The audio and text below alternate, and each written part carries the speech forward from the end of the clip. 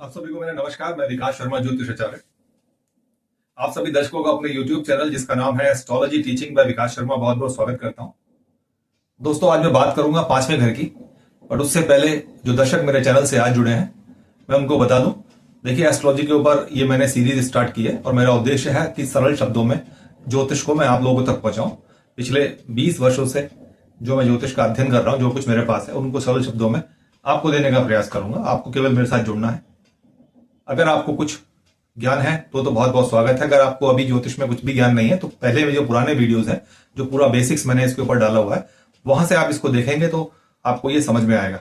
अब ये थोड़ा एडवांस लेवल है। आज मैं जो बताने जा रहा हूं वो कुंडली के जो है 12 भावों की मैं व्याख्या कर रहा हूं एक एक करके, और 4 भाव तक मैं आपको बता चुका हूं। देखिए, हर भाव को मैं बता चुका हूं कि कोई खाना कहता है, कोई हाउस कहता है, कोई घर कहता है। ठीक है, अलग अलग नामों से इसको बुलाते हैं, मतलब सबका एक ही है। कुंडली के अंदर 12 स्थान होते हैं। इन 12 स्थानों का अपना अपना महत्व होता है।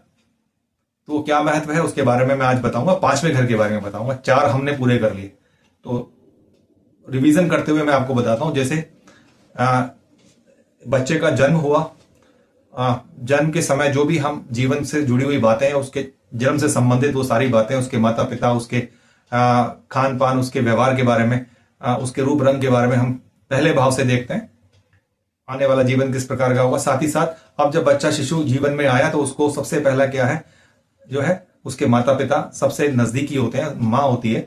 और साथ ही साथ उसका भोजन, तो भोजन की व्यवस्था हमने देखी दूसरे भाव से, क्योंकि दूसरा भाव धन का भाव होता है। तो बच्चे के लिए धन क्या है? बच्चे के लिए धन उसका भोजन है, उसका परिवार है, उसके माता पिता है, दादा दादी हैं, नाना नानी है। तो ये सब कुटुंबजन है, जिनके सानिध्य में वो बच्चा जो है जीवन में आगे बढ़ता है, और वहां से उसकी विकास यात्रा शुरू होती है, और वो शिक्षा का भी स्थान है। अब उसको जो है जीवन में कुछ भी ग्रहण करना है तो पुरुषार्थ करना पड़ेगा। उसको जीवन से जो है लड़ना होगा शत्रुओं से अपने, और शत्रु जो है किसी भी रूप में आ सकते हैं, उसके रोग के रूप में आ सकते हैं, और ये अन्य जीवन में कई प्रकार के अवरोध आते हैं, उनके रूप में आ सकते हैं। तो उनसे सब लड़ना, तो उसके अंदर जब तक संघर्ष की क्षमता नहीं होगी तब तक वो जीवन के इस समय को आगे नहीं बढ़ सकता। वो तो उसको बढ़ने के लिए जो है प्रयास करने होंगे, कठिन प्रयास करने होंगे, तभी वो जीवन में आगे बढ़ेगा और उसका विकास होगा। उसके बाद अगर घर के अंदर जो सबसे पहला सुख देती है वो मां होती है। आनंद अगर जीवन में ना हो, सुख ना हो, तो उस ऐसे जीवन का मतलब ही क्या है। तो चौथा घर हमको आनंद का भी भाव है, हमारे सुखों का भाव है, और पहला सुख हमें माता प्रदान करती है। जब बच्चा बड़ा होता है तो उसके मित्र जो है उसको सुख प्रदान करते हैं। तो जीवन में बिना मित्रों के हम सुख की कल्पना नहीं कर सकते। आप कुछ भी जीवन में अचीव करते हैं, कुछ भी हासिल करते हैं, तो उसको उन सब खुशियों को आप अपने मित्रों के साथ, अपने रिश्तेदारों के साथ, अपने परिवार के साथ बांटते हैं। तो वही आनंद का क्षण होता है आपके लिए। तो वो बहुत जरूरी होता है। वो सब चौथा भाव कहलाता है। ठीक है, अब उसके विकास की जो यात्रा है वो आगे बढ़ेगी। जीवन में उसको, उसमें कितनी समझ है, उसमें कितना ज्ञान है, उसमें कितनी चेतना है, उसमें कितनी बुद्धि है। ठीक है, ये सारी बातों को हम पांचवें घर से देखते हैं। तो इसका बहुत बड़ा रोल होता है। पांचवा घर हमारे संचित कर्मों का भी घर होता है। देखिए, 3 घर इंपॉर्टेंट होते हैं। पहला लग्न, पहला नंबर का जो घर होता है वो हमारे वर्तमान का समय बताता है। 5वें नंबर का जो घर है जिसके बारे में मैं आज आपको बता रहा हूं, ये संचित कर्मों का घर है। प्रारब्ध के जितने भी जन्म हमारे हुए हैं मनुष्य योनि में, उसमें जो जो हमने कर्म किए हैं अच्छे बुरे, वो सारे कर्म हमारे जमा होते रहते हैं। और जैसे जैसे हमारा जन्म होता है मनुष्य योनि में, जब भी होगा, तो उन संचित कर्मों का हमको जो है भोग करने को मिलते हैं, सुख और दुख के रूप में। तो 5वां घर हमारा संचित कर्मों का, जैसे हम बैंक बैलेंस रखते हैं और अमुक समय पर जब आवश्यकता होती है उस बैंक बैलेंस में से हम विड्रॉ करते हैं और अपनी जरूरतों को पूरा करते हैं। तो 5वां घर हमारे संचित कर्मों का घर है, जो हमने कई जन्मों में जो कर्म किए हैं, शुभ या अशुभ, उनके परिणाम स्वरूप वो कर्म हमारे जमा हो गए, और उनसे ही हमारे प्रारब्ध का, हमारे भविष्य का और आज का हमारा जो समय है वो उनके ऊपर आधारित है। ठीक है, ऐसे ही 9वां घर जो आगामी हमारे कर्म होंगे, जो हम इस जन्म में करेंगे, वो फिर अगले जन्म के लिए संचित कर्म बन जाएंगे। तो 3 घर, पहला, 5वां और 9वां, ये बहुत इंपॉर्टेंट होते हैं। आज 5वें घर के बारे में बता रहा हूं। 5वां घर जैसे बता चुका हूं, ज्ञान का, बुद्धि का, चेतना का, विकास का, इन सब का ये 5वां घर कहलाता है। संचित कर्मों का, पूर्व जन्म के संचित कर्मों का। ये घर है पांचवा घर। इसके अलावा हम क्या क्या देख लेते हैं पांचवें घर से, वो हम देखते हैं। पांचवा घर जैसे मैं बता चुका हूं, ये विद्या का घर है। व्यक्ति के अंदर कितनी समझ है, देखिए बिना ज्ञान के कुछ भी जीवन में नहीं है, इसको ज्ञान का घर कहते हैं। और जो है, और ज्ञान कहां से प्राप्त होता है? ज्ञान प्राप्त होता है विद्या, जब अध्ययन करते हैं, हमारे अंदर जो बुद्धि है, जो चेतना है, उसके द्वारा हम ज्ञान को ग्रहण करते हैं। तो ये विद्या का घर है। हमारी विद्या कैसी होगी हमारे जीवन में? सामान्य विद्या होगी, या जो है सामान्य से कम होगी, या जो है और हम विद्या में आगे नए आयाम देखेंगे। तो वो सारी चीजों को, हम विद्या की मात्रा को पांचवें घर से देखते हैं। साथ ही साथ ये बुद्धिमत्ता का भी घर है। किस प्रकार की हमारी बुद्धि, बिना बुद्धि के आप विद्या अध्ययन नहीं कर सकते, ग्रहण नहीं कर सकते। तो आपके अंदर आपकी बुद्धि शुभ है या अशुभ है, वो सारी चीजें हम पांचवें घर से देखते हैं। और क्या देखते हैं पांचवें घर से? पांचवा घर ज्ञान का है, पांचवा घर हमारी आत्मा का भी है।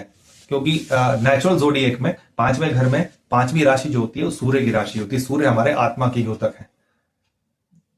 इस शरीर के अंदर जो जीवात्मा है वो सूर्य है। ठीक है।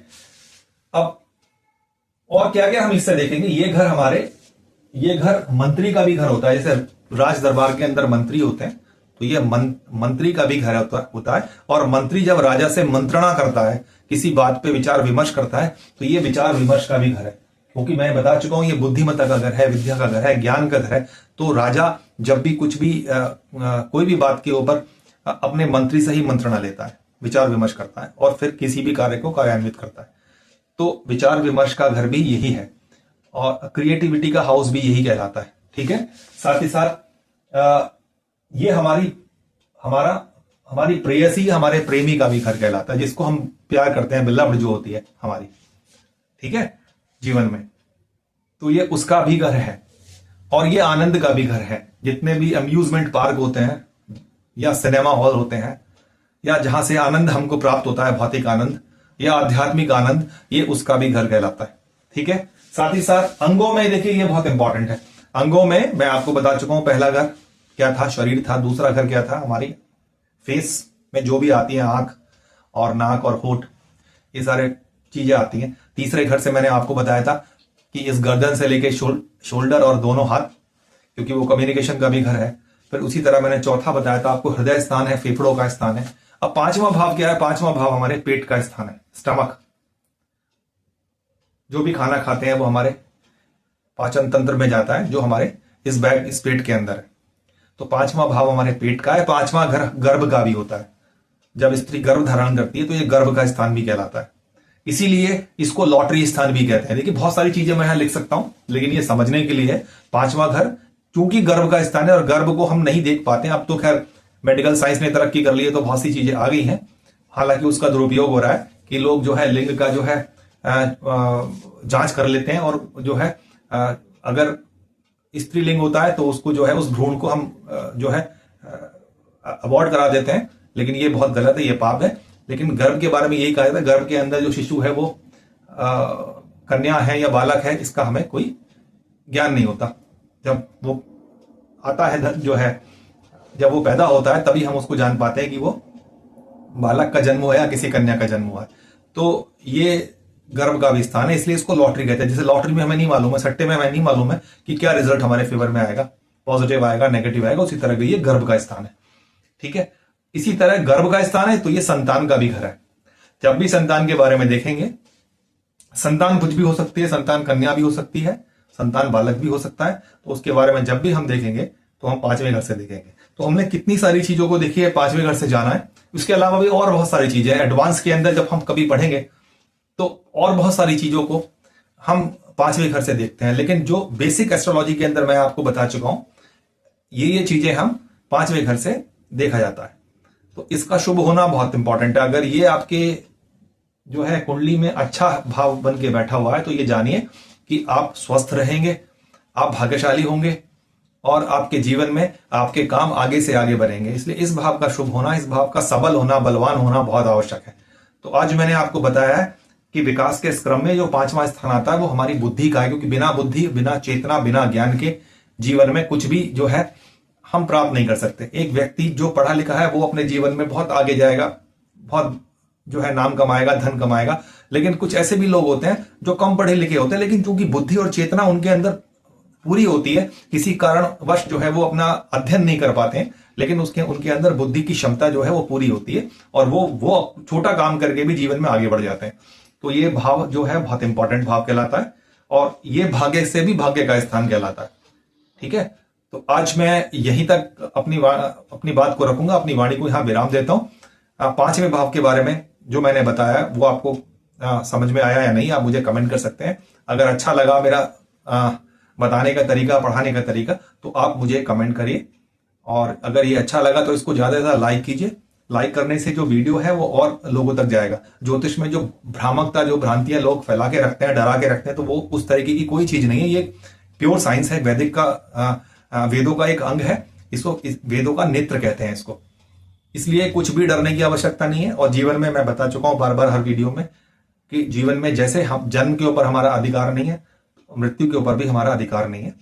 और जीवन में ऐसा कोई नहीं है जिसके ऊपर कष्ट ना आते हो। भगवान के उदाहरण से ले लीजिए आप, भगवान श्री राम, सीताराम जी, भगवान श्री कृष्ण, तो ऐसा कोई व्यक्ति नहीं है जिनके ऊपर कष्ट ना आते हो। तो कष्टों से हमको डरना नहीं है। और कुंडली के अंदर कुछ भी योग कुयोग हो, जीवन में परिवर्तन निरंतर होता रहता है, एक सतत प्रक्रिया है, तो उससे बिल्कुल भी डरने की आवश्यकता नहीं है। बस आप मेरे साथ जुड़िए, मेरे चैनल जिसका नाम है एस्ट्रोलॉजी टीचिंग बाय विकास शर्मा, उसको सब्सक्राइब कीजिए। मिलता हूं अगले वीडियो में जहां मैं बात करूंगा छठे भाव को लेकर। तब तक के लिए नमस्कार।